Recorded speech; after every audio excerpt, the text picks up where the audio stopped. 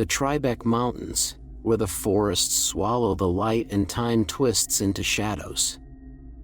Locals say that strange things happen in this isolated part of Slovakia. People vanish without a trace, and those who return speak of things that don't belong in this world. For generations, the legends remain just that, until a young man named Igor decided to uncover the truth, a decision that would cost him far more than he imagined. Igor worked as a temp in a dreary office job, his days blending into one another. But a chance discovery changed everything.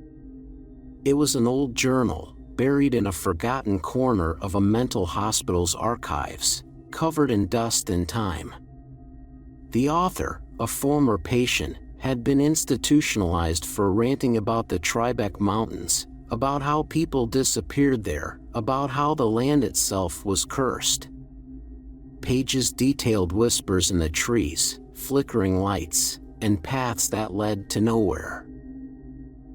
Intrigued, Igor devoured every word, but there was one entry that chilled him to his core. There's a rift in the mountains, a place where reality bends. Those who cross into it are never the same. They are trapped in time, echoes of themselves, lost, wandering. Igor couldn't shake the feeling that there was something real hidden within those ramblings. He gathered 3 of his friends, Moreau, a stubborn skeptic, David, always looking for an adventure, and Lenka, a quiet but curious artist. Together, they planned a weekend trip into the mountains, armed with little more than a cheap video camera, some flashlights, and a sense of invincibility. Their journey began on a crisp, clear morning. They drove to the edge of the forest, where the air seemed colder and the trees grew thicker, looming like ancient sentinels. As they entered the woods, a strange silence settled over them. It was the kind of silence that presses into your ears, leaving you aware of every heartbeat, every crackle of twigs underfoot. By the time the sun dipped below the horizon, they had ventured deeper than planned. Moreau joked that they were chasing ghosts, but Igor felt an uneasy sensation crawling up his spine. The trees around them seemed to twist, their shadows long and unnatural in the fading light. He glanced at Lenka, who was staring into the darkness beyond, her expression blank, as if listening to something distant and unintelligible. They made camp near an old, crumbling stone marker that looked as though it had been there for centuries. That night, as they huddled around a small fire, they played back some of the footage they had recorded earlier.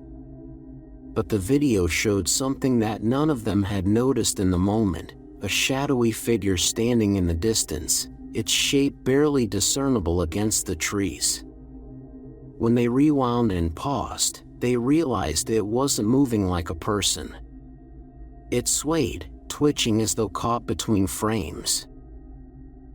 David laughed it off as a trick of the light, but Lenka's hands trembled as she turned the camera off. "Let's go back in the morning," she whispered, her voice barely more than a breath. But by morning, the forest had changed. The path they had taken was gone, replaced by dense thickets of trees that shouldn't have been there. Their phones had no signal, and the compass spun uselessly in circles. It was as if the forest had closed around them, trapping them in a labyrinth of branches and shadows.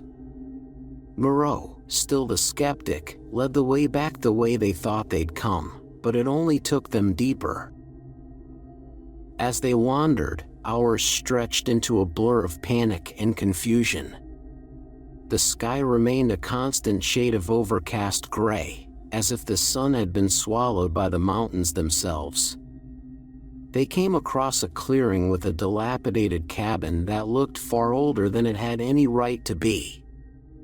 The walls were covered in scratches, and the windows were dark, yawning holes.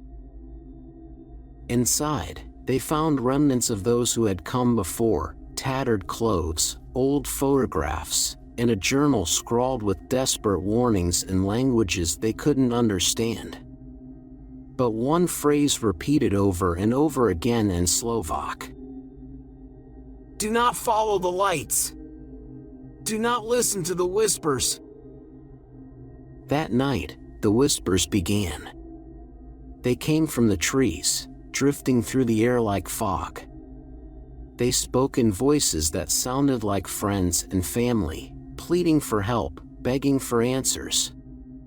But when Igor and the others tried to find the source, they found only empty darkness.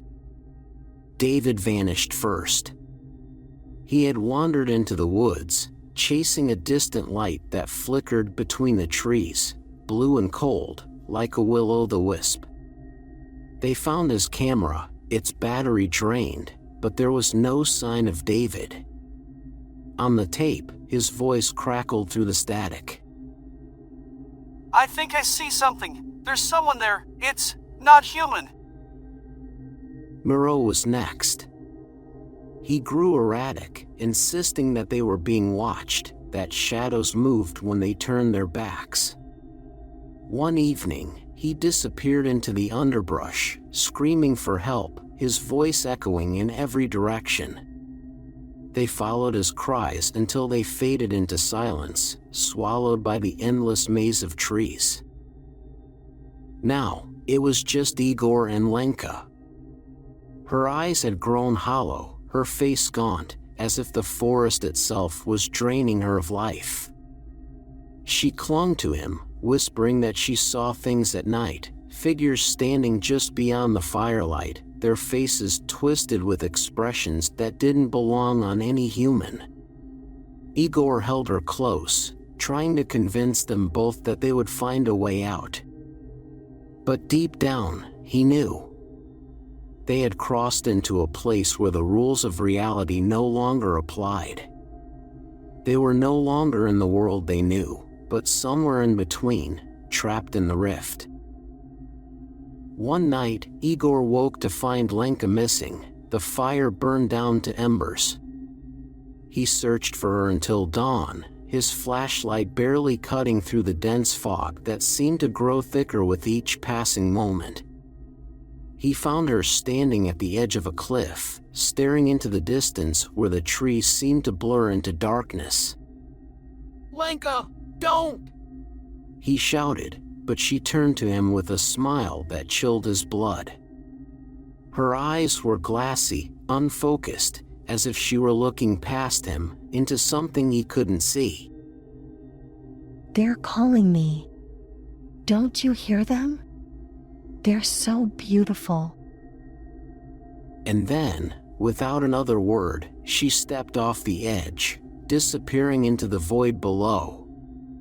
He ran to the edge, but there was nothing, no sound, no body, just the endless drop and the darkness beyond. Alone and broken, Igor wandered through the mountains, his mind fraying like an old rope. He found himself back at the stone marker, but it looked different, older, crumbling, as if decades had passed since he first saw it. He tried to leave one last message on the camera, but the words wouldn't come. The shadows grew longer, the air colder, and he felt the presence of something ancient, something that had been waiting. This place is not what it seems. He whispered into the lens, his voice barely audible over the growing hum in the air. It's a trap, a wound in the world. Don't let it take you too. And then, like the others, Igor vanished.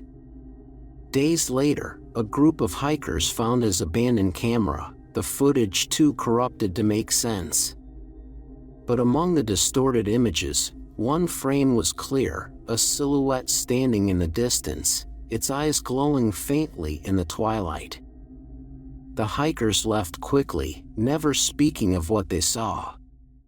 But the camera's final frame is said to still exist somewhere on the internet, shared among those who dare to question the mysteries of the Tribeč Mountains. They say if you look closely enough, you can hear Igor's voice through the static, whispering the same warning over and over. Some places should never be found.